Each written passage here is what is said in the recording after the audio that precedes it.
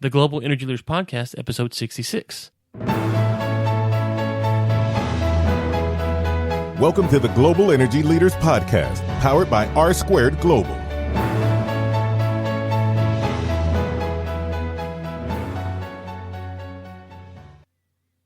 Welcome to the Global Energy Leaders Podcast. As always, I'm your host, Ryan Ray. So good to have you. And today we get into nuclear energy with Dr. Liu from Rensselaer Polytechnic Institute. That's rpi.edu for more information. We'll link to that in the show notes. Here's why. Dr. Liu comes on and says, you know what? I'm not sure if I'm pro or anti-nuclear because that's too big of an answer to give. And there's some pros and there's some cons, and there's a lot of things about nuclear that, she doesn't want to sweep under the rug, but she doesn't want to just wipe it away either. The other thing I took away from this conversation was how much nuclear exposure, radiation exposure rather, do you get from being a nuclear power plant? And so we get into that, and she gives actually some real numbers, and so it's quite fascinating. I hope you enjoy the discussion I had with Dr. Liu the other day. Without further ado, here is Dr. Emily Liu from Rensselaer Polytechnic Institute. Dr. Liu, thank you so much for coming on today. How are you doing? Good. How are you? Doing well. Well, I like to ask this question a lot. And so what got you into energy, and specifically nuclear energy? What was the attraction to that? The real attraction was back when I was still undergrad in physics. So, physics gets really hard, gets really fundamental. And at a certain point, I feel that I want to do something more applied. I want to see how energy has come out of physics. And I want to see the fundamentals behind atoms, how they actually will be beneficial to the mankind. So that brings me to the closest field to physics, which is nuclear engineering. We basically study the same physics between nuclear physics and nuclear engineering, or if you say quantum mechanics, they're all correlated. I mean, nuclear engineering is really the application side of everything that we have learned in physics. So that's my very basic motivation to get to this point. Right. And now it's interesting because you said, where you kind of started at and where you ended up at, but nuclear is one of those subjects that's it seems that there's a lot of divided opinion. There's some people who are really pro-nuclear, and then on the other side, it's like, don't ever talk about nuclear. So did you kind of go through a transition period where you thought, well, nuclear is kind of dangerous, I don't want to be involved with it, and you had to be persuaded, or were you always pro-nuclear in that sense? Even at this point, I don't know how should I make myself a statement that whether or not I'm pro-nuclear or anti-nuclear or whatever. As a researcher, basically, I'm very pro-nuclear technology. But when people talk about pro-nuclear, I know that most of them are looking forward to nuclear energy or the defense part or nuclear weapon per se, right? It's a very different issue.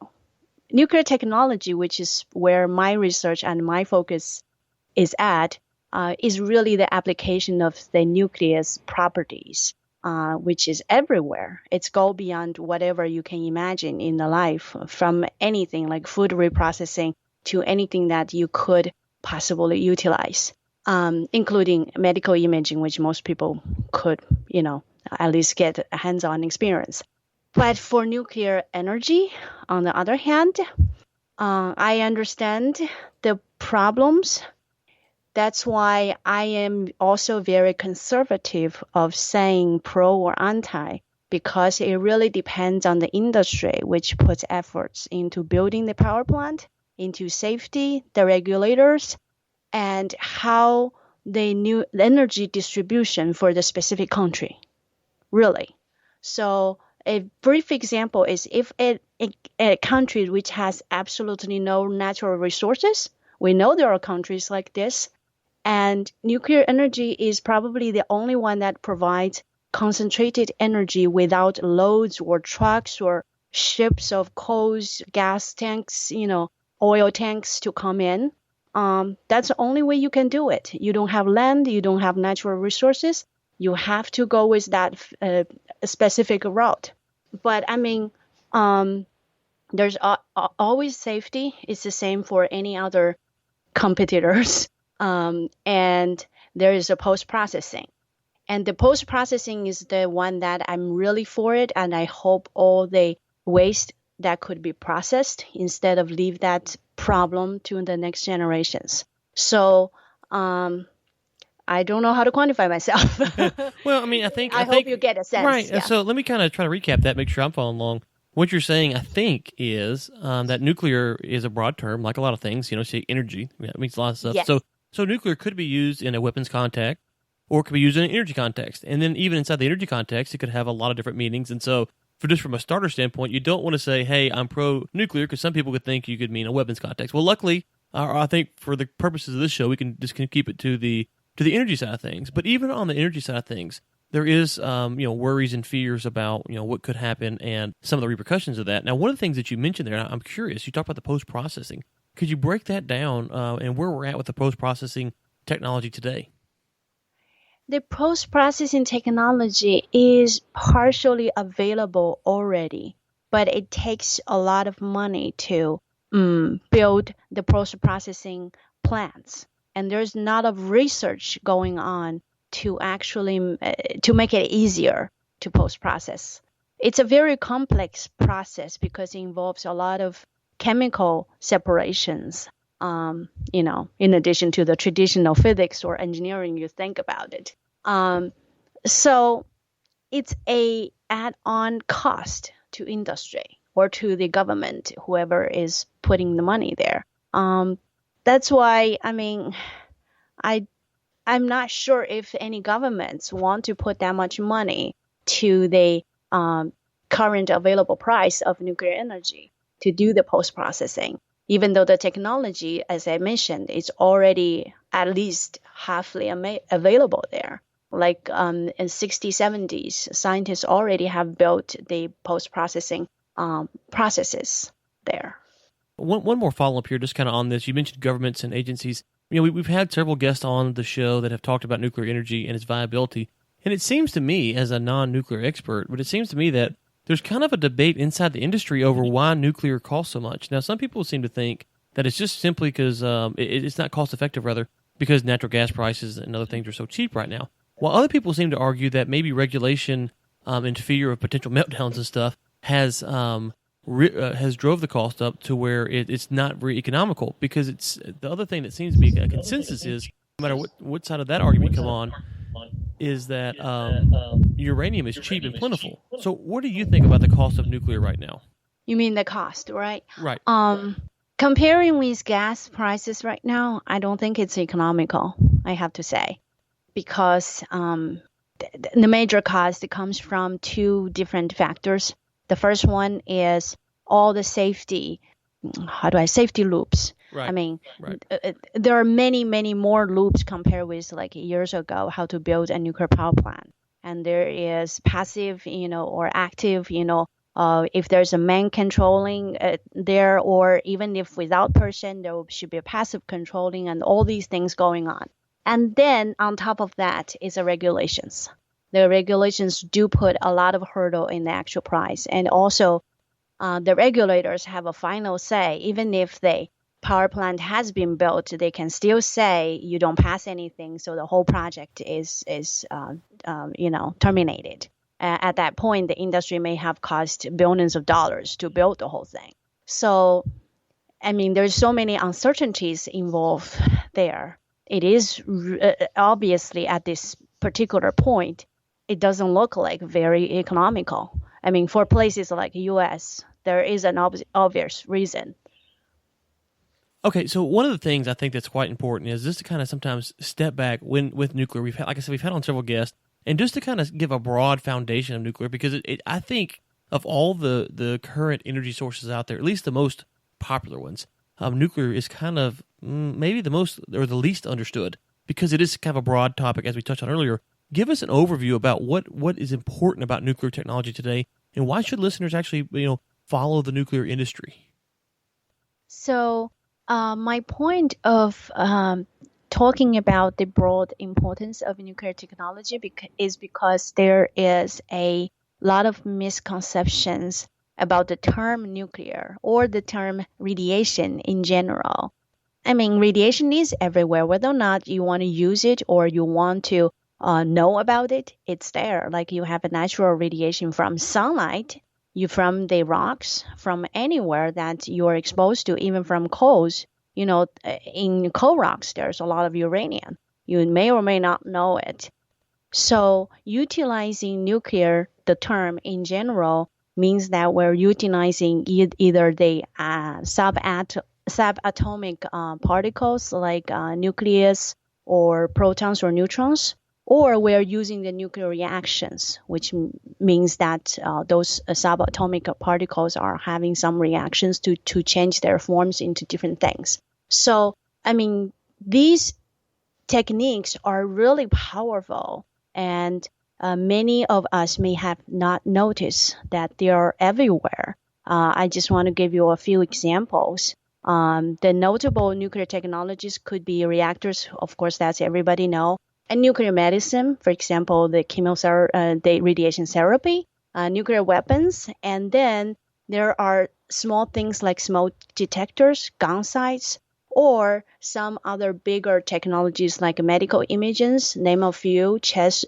scan, X-ray scan, positron emission tomography, PET scan, magnetic resonance imaging, MRI. For most of you, if you have ever gone through any processes to try to see if you have tumors, you actually would know those important technologies. And there's food processing and agriculture. We use a very small radiation to actually preserve food.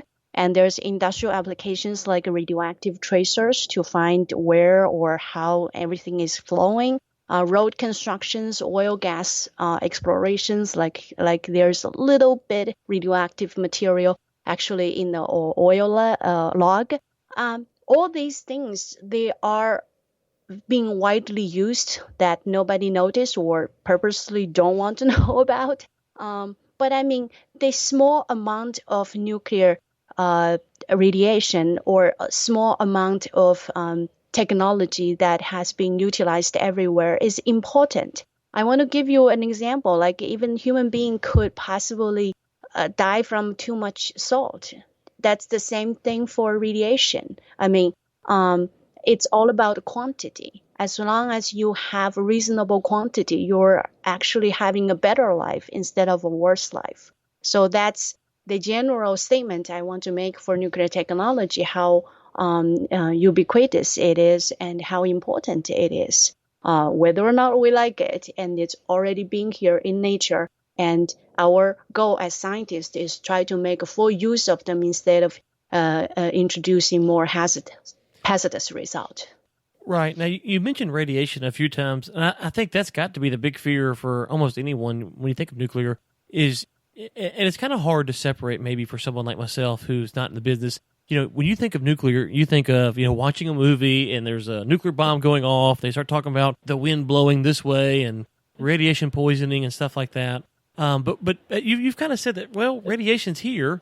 We get it from the sun. So what are maybe the biggest misconceptions that you deal with on a daily basis about radiation as it pertains to nuclear energy? Yeah. All the fear is really, like you said, is really coming from radiation. And radiation is all about quantity. There are different types of radiation, of course. You can come from X-rays, neutrons, and, gamma rays, all these, or even electrons, all these different things. But, in a big context, it's really about quantity. We get all the external radiation coming from cosmic rays. As long as you exist, you actually get them. And terrestrial gamma rays from rocks. And we get internal exposure, like you actually drink radioactive stuff every day because there's a very small amount of potassium-40, radium, carbon-14, or even tritium in water. A little bit every day, every moment. There's no way that we can separate the radiation from our life. Okay, so that's the biggest thing, biggest fear that I try to kind of relieve from everybody because right. It's here. It's just like you cannot resist. Okay, so when we do research and when we try to put safety on top of radiation or nuclear in general, is really to put the quantity there.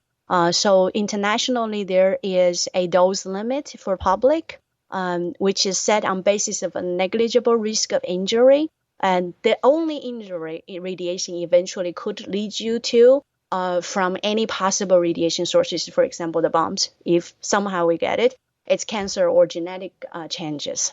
So for this type of injury, when we set a basis of negligible risk, we assume any additional dose results in additional risk and put everything together.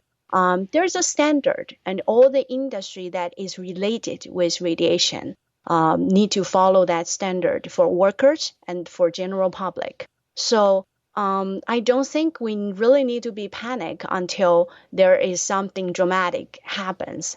Otherwise, in our own understanding, any nuclear-related fields are actually setting more strict standard compared with other fields to keep that dose limit to be under a very strict quantity. Let me ask you this. Now, I'm not asking you to give me the numbers because this is kind of off the top of my head, but kind of break it down for the audience like this. Let's say right now it's a sunny day where I'm at. If I were to walk outside in this sunny day, or I would go to the dentist and get an X-ray of my tooth, I think that's when we think about radiation as just a normal consumer, you don't think about walking outside. But you do know when you go to the dentist and they put on the lead vest and the person they're not even going to stay in the room with you, and you're like, oh my gosh, what are you zapping my head with here? Because you're putting all this stuff in my head. And then so you've got outside. You said you're getting radiation there. We know we're getting radiation when we get on some level when we get an X-ray from the dentist. And then when you go to a nuclear plant, so how does that kind of weigh out? So walking in the sun compared to getting an X-ray compared to going to a plant, you don't have to give us the actual numbers per se, but just as far as... Yeah, I do have some numbers that I could share with you. Yeah. So let me actually break down a few numbers. I use the unit called milliram, but don't worry about that too much because it's more a comparative number between different things that you go through. So cosmic rays. So for example, you reasonably go outside under sunshine, at your pleasant time. Of a whole year is probably 45 milliram that you get. And from rocks, you almost got like 60 milliram. Okay. And then from food and drinking and everything, you probably get 25 milliram. Those are natural. You cannot resist them. And this is for a year, right? Yes. So you get more from rocks than we do from the sun on a yearly basis. Oh, yes. Wow. Oh, yes. That's why I'm a big advertisement. No, I'm not advertising for them. But anyway, I always make people aware that radon gas is very, very dangerous. You really have to watch out for that. That's part of the problem from rocks. But go ahead. Sorry, I cut you off there, but go ahead. Yes, now man-made radiation. So medical X-rays, including dental, and we assume you get one chest scan and one dental every 1 or 2 years. And at yearly basis, you probably get 72. So just a little bit more than the rock. Yes, a little bit more than the rocks. And radiopharmaceuticals, if you try to get some kind of treatment going down, you get about 2, which is not really that much. And the nuclear power plant, if you are live next to, or you're actually the operators, you get 0.003 milliram per year. So let me just recap, make sure I heard this right. So on a yearly basis, you are getting somewhere maybe 200 of those units on a yearly basis just by living. And if you live or work at a power, so the safest way to prevent nuclear radiation exposure is to actually work at the power plant and never be around rocks, is what you're telling me. That's absolutely right. Yeah. We actually say working in nuclear power plant is much safer comparing with working as a miners, for example. Right. That's actually a dangerous field. Or if you are not so protected in medical field. Right. Really. Because you're that's actually a big problem. Yeah. Okay. Well, look, this is fascinating. It's kind of one of those things where you're always wondering where exactly the truth lies, and then you kind of put it into like you said, what that number means to me isn't really relevant. It's just kind of the quantity relative to the other quantity, right? So that's a helpful way to think about it. What maybe, or let me ask you like this rather. Over the next 5 to 10 years, what do you think is going to happen with nuclear? Because it seems like right now there is a big push for people to kind of get the message out there about the truth about nuclear. Now, it doesn't necessarily mean that you're, like you said, may not be pro-nuclear, But they're at least trying to get the message out there that this is really the safety that's with nuclear. Where do you think it's going in the next half to decade? Yeah. For the next half a decade, two things I think will happen. The first thing is I think nuclear is always part of the energy landscape. I mean, I wouldn't say 100% or 0%. Somewhere in between, around 20-30% for most countries may be a reasonable number. Just because you cannot depend on all the solar energy, the panels are going to break. Wind, you may or may not have it. And then, gas, I mean, the price is going up and down, and there is actually all the accidents and coals, all these issues. I mean, so as one part of the energy landscape, nuclear is always gonna be there. That's my first observation or my statement for the future. Right. And second one, to really survive in this new push of whatever push we have, the clean energy or safer energy or, recoverable or renewable, right. or all the names. I think nuclear industry and scientists and governments really have to work together to find the safest way to address the issues, the waste management problem. I mean, I have to say, I do have some opinion with the industry that they don't want to put out money to do the waste management. And government also doesn't want to provide much funding to do that because for a big country like U.S., they claim there's enough land to do dry storage. I mean, it's something that I think we need to rethink the problem. I really hope the very, very final product is just a very small chunk without any high radioactive material still left. We don't want to leave that to next generations, even though, yes, we do have enough land to bury them if we want to, because it's, again, a concentrated energy. It's not like you need mountains to do it. But I do hope the management part for the waste could be gone in our generation. So that's my second thing. And I'm glad you brought that up because one of the things I think we've tried to do on this show is we brought on a wide range of opinions. We've had on nuclear. We haven't had on wind. I think we're trying to get on someone from wind, but we've had on, biofuels, hydro, oil, gas, solar. We've talked to a lot of different people from a lot of different backgrounds. And I think the one thing that if you listen to people who are thoughtful in the industry say is that X solution isn't the only solution. It's part of the solution. And I think, as far as when you turn on the news tonight, it's very politicized and it's very dogmatic on a stance. No matter where you come down on climate change or fossil fuels or any of that stuff, or solar or nuclear, no matter where you come down on any of this stuff, there is someone who is, it seems, 180 opposed to your position. And I think what you said it's something that needs to get out there is that, hey, we need to sit down as energy professionals and look and say, okay, where can nuclear play a role in the energy picture? And what it plays in the U.S. and what it plays in Africa and what it plays in China, those may be different, and that's okay. There's nothing wrong with that. But each energy source, as long as it's viable and it's economical and it's not just killing everything around it, let's sit down and figure out what piece of the puzzle that is, and let's maybe roll back some of this rhetoric and just have open discussions about it. And so I think you're right that nuclear right now in the next 5 years to 10 years, where it's going to fit in is going to be interesting to see. And I'm hoping that we can have more honest and open discussions and say, okay, this is what I like about nuclear. Here's its pros, and here's the things that we have to worry about. And that's fine with all resources. I'm not aware of a single energy resource right now that we can produce that doesn't have some impact on the environment. Exactly. You're absolutely right. I mean, for example, that I do research in solar panels too. We actually do research in all the renewable energies too. But I do see their problems here and there. I mean, honestly, I don't put on my own roof the solar panels yet because I'm not 100% sure how long they can last, whether or not they can last in the very brutal winter here. I mean, if I live in Texas where you are, I may definitely do it, but not here in upstate New York. Right. So it's kind of interesting. I mean, when we discuss about this, I mean, there is always a different region where we locate, and then different country where our energy landscape is different.